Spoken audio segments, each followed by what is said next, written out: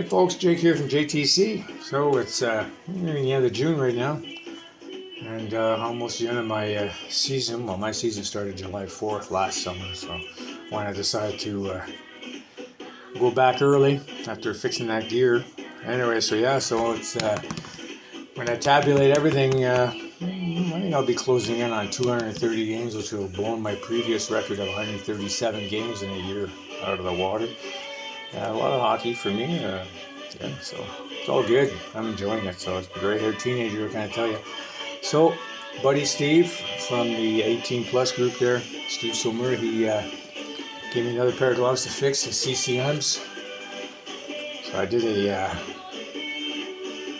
a pre-flight on them, a bunch of tapes on these guys, where all the spots are. So main culprit right here, but I've identified a whole bunch of areas where it's going to need some touch-ups, holes and whatnot.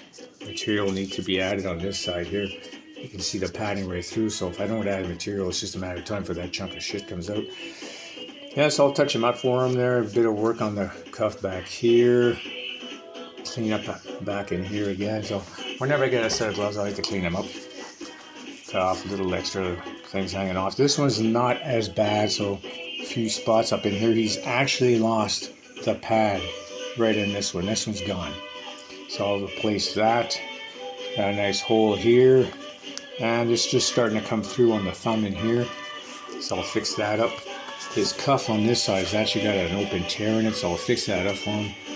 All in all, it's probably a little more fixed up than he anticipated. But when you start taking a look at these things, that's when you realize, yeah, this thumb's a little bit worse off. So that one's actually got a hole, so I'll close that up for him. So that's the project that I'll do later today there after I do my regular Thursday chores.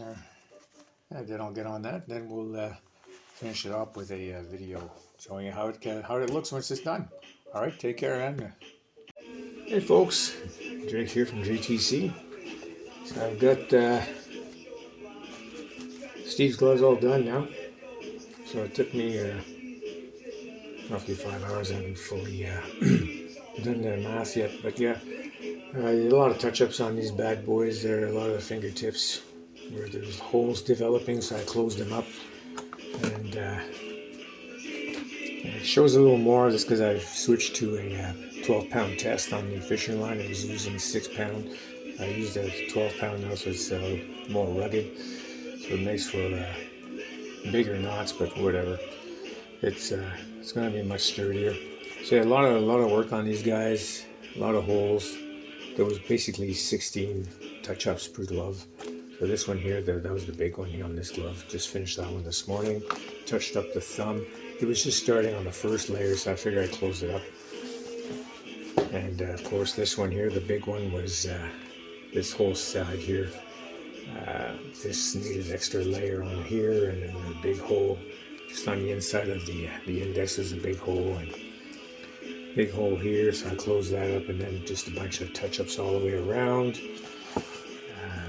Also there was a big hole on this one. This was all opened up here, so I closed that up.